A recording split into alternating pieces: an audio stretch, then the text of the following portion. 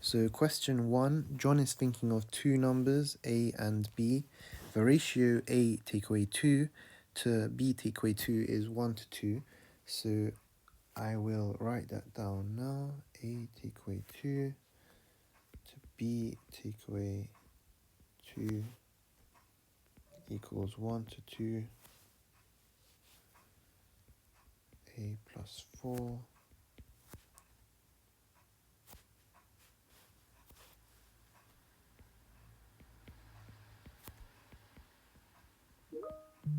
So now I will write those fractions.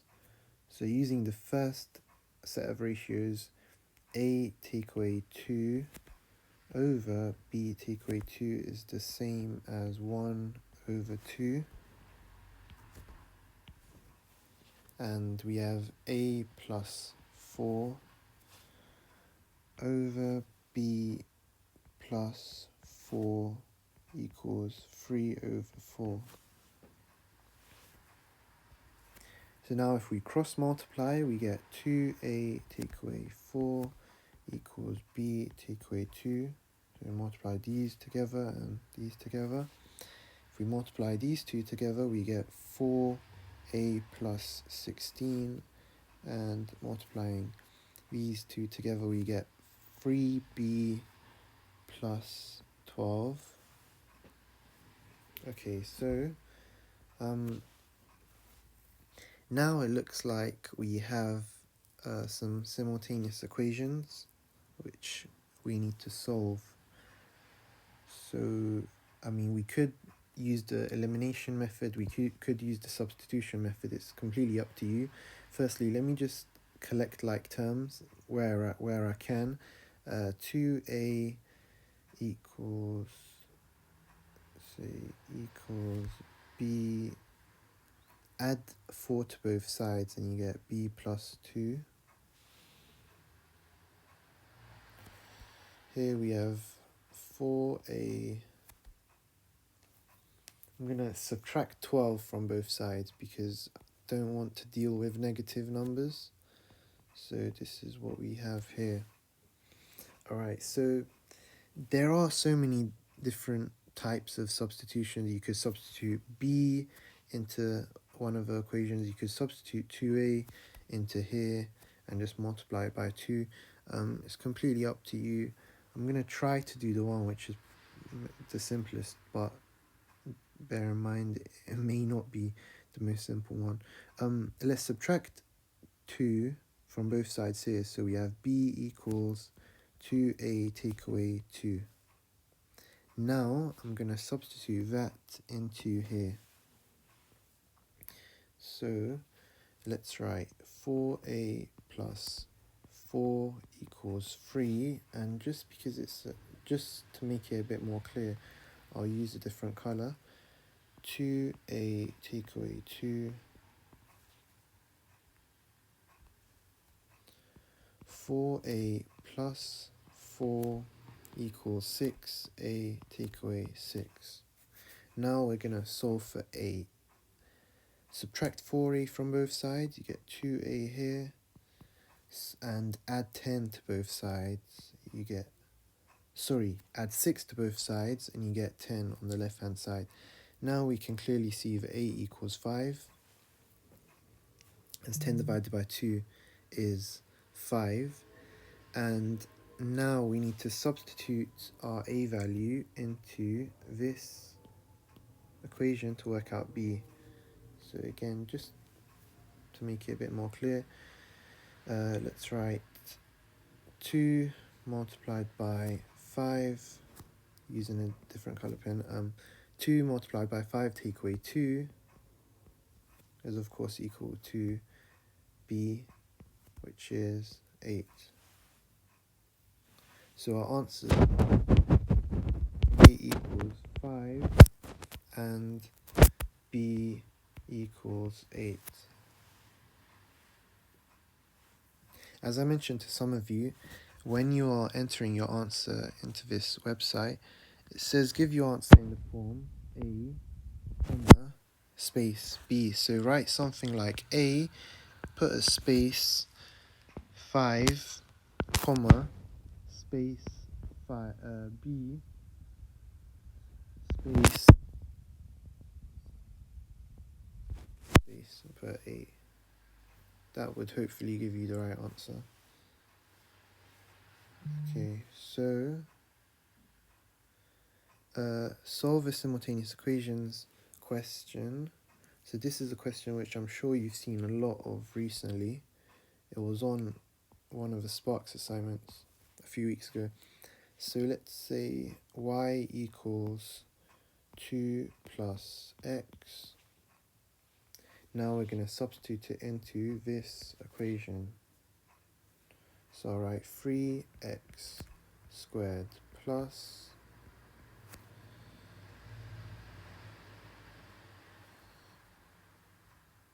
2 plus x.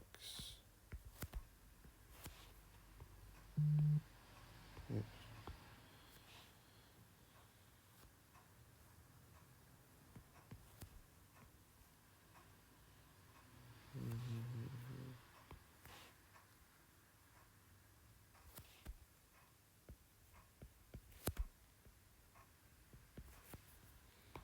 Span brackets, we get 4 plus 4x plus x squared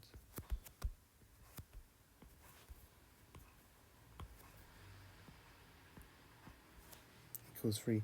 Now we're going to collect like terms, so we have 4x squared plus 4x plus 4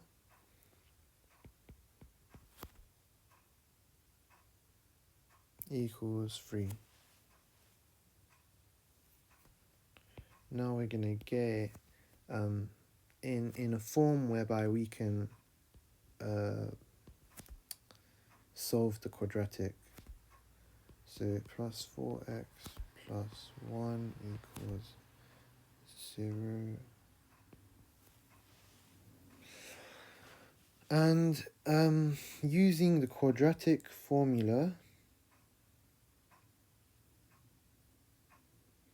I mean, you could use the quadratic formula. I think that's the easiest way of doing it. What I'm going to do here is just, because I don't have a calculator with me, I'm going to divide everything by 4. Get 1 over 4 equals 0. Now, I need to think of two numbers which add to give me 1, and they multiply with each other to give me 1 over 4. So I know that x plus a half, well, a half multiplied by a half is a quarter, and a half x plus a half x is 1x. So I know this will work. I think it will work. And so we only have one x value. X equals negative a half. I hope that's correct. And now we're going to substitute it into this equation to work out what y is. So right here, y equals 2 take away a half. That is the same as 4 over 2 take away a half, which is 3 over 2. Remember, when you're typing your answer, write it like this: x space equal sign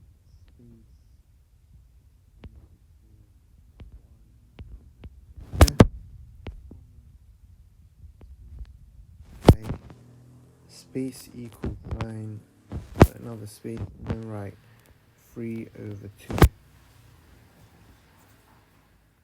Here we have an area of sector related question.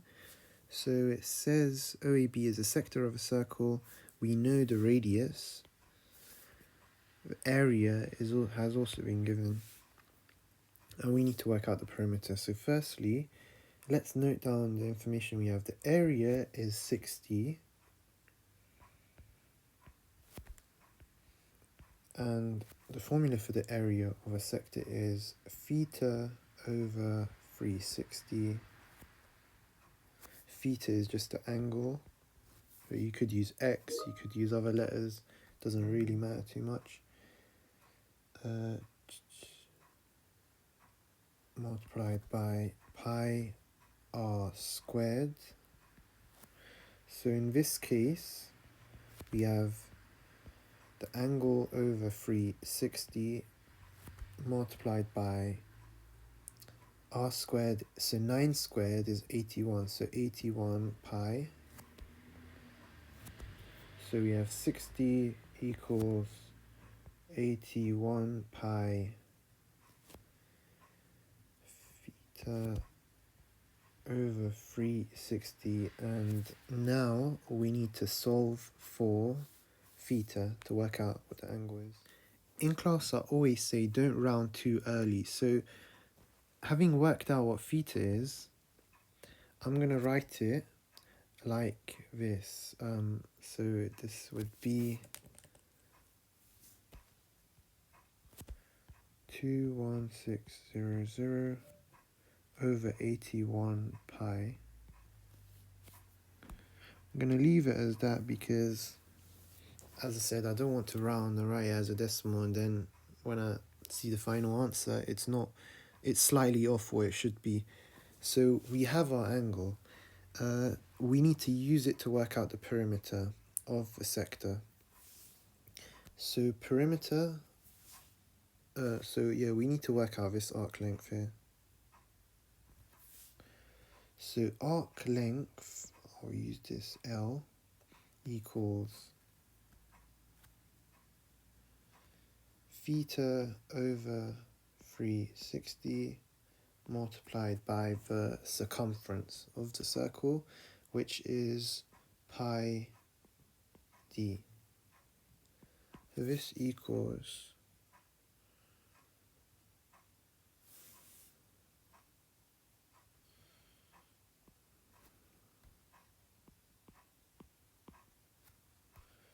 would be a lot easier if you just use the calculator. Here we just use our answer button on a calculator, divided by this, multiplied by pi times 18, because 9 plus 9 is 18, equals, so using my calculator I got 13.3 recurring. And so now we have the three lengths of this sector, so 13.3 recurring, 9 and 9. So to work out the total perimeter, we have to add those three together. So I'll write P equals 18 plus 13.3 recurring, which is 31.3 recurring. But the answer, we have to round it to 3 significant figures, as it says here. So I'm going to write 31.3.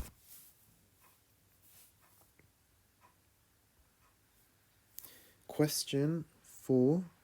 A car completes a journey of 390 kilometers, rounded to the nearest 10 kilometers. So we'll need to use our knowledge of bounds here. So this is going to be 385, let's just say kilometers, so distance. So I'll use D, 395. The journey takes 4.5 hours to the nearest 10 minutes. 4.5 hours to the nearest 10 minutes.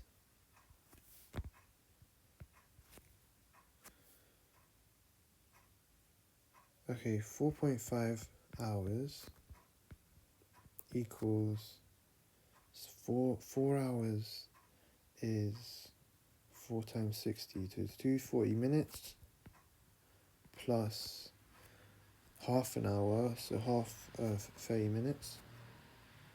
So that equals 270 minutes. And so it says rounded to the nearest 10 minutes. So our upper and lower bounds are going to be 265 and I use t because it's time, and yeah, the upper bound is 275. Give your answer in kilometers per hour, so we'll have to work out the answer and then convert it again. Or no, okay, yeah, let's see here, let's change the color. We want to work out the speed. Speed equals distance over time. And so what is the lower bound of the speed of the car? So the lower bound would be d lower divided by t upper. That would give us the lower bound. So here I'll write lower bound of speed. We don't need to work out the upper bound of speed, but just to show you, S upper equals d upper bound divided by t lower bound. And so now our lower bound of this, the lower bound of the speed will be this divided by this, sorry, d lower bound 385 divided by 275. 275. Okay, cool. As I was about to type this calculation into a calculator, I realized that this would give the speed with the units kilometers per minute, but we want our answer to be in terms of with the units kilometers per hour. So what I'm going to do here is I will change this, convert it into its how many hours it is, and so we will have 385 over, this would be 4 hours, 4 point, so 35 over 60 is, if you simplify it, 35 over 60, I'll just write this for now, 35 over 60. You can definitely simplify, I just couldn't do it right now in my head. So now let's do 385 divided by 4 and 35 over 60. So by typing this calculation into a calculator, you should get 84 as your answer. Of course, 84 kilometers per hour. So in the box, you just have to write an 84. Here we have a turning points question. The diagram shows the graph x squared plus bx plus c. What are the coordinates of the turning point of the graph? So firstly, the y-intercept is 16. So I'm going to write y equals x squared plus bx plus 18. So in other words, when you substitute x equals 0 into this equation, we need to get a y value of 16. Oh, sorry, I wrote 18. 16, that should be. And yeah, so now we need to work out what b is. How can we do that? So x squared plus bx plus 16. We need to factorize this to find the roots. So we need two values which multiply to give us 16, but we don't know what they have to add together to give us. However, we do know one of the roots is x equals 2. So here, if we have x equal 2, then one of these have to be x take away 2. Because then the next step would be to write x equals 2 or x equals whatever is in this second bracket. So now we need to think of a value which let me use another colour here, a value which multiplies by this negative 2 to give you 16. So the number I can think of is negative 8, because two negatives when they multiply together give you a positive value, right? So that is the only other number it can be. So this is 8, 0, and now we can work out our b value. So if we expand brackets here, you get x squared plus, actually you get take away 2x, take away 8x plus 16 equals 0. X squared, take away 10x plus 16 equals 0. What are the coordinates of the turning point of the graph? So this is the turning point, and as you can see, it's a minimum point, not a maximum point. So remember, to work out the turning point, we need to complete y equals x squared take away 10x plus 16.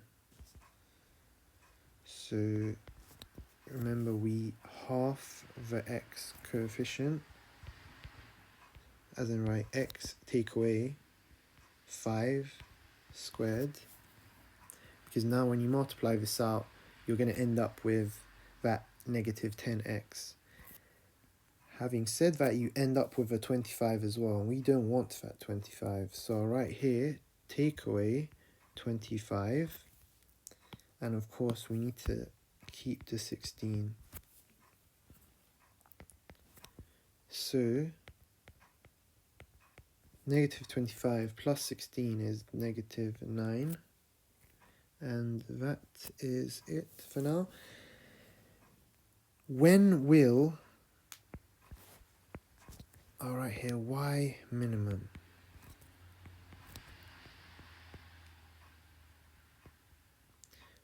At what x value will y be at its minimum point? So y is at its minimum when this bit in the brackets is as low as possible. Given that it's a square number, all square numbers are positive, so the lowest that this can be is 0. The lowest that x take away 5 squared can be is 0, and so x has to be 5.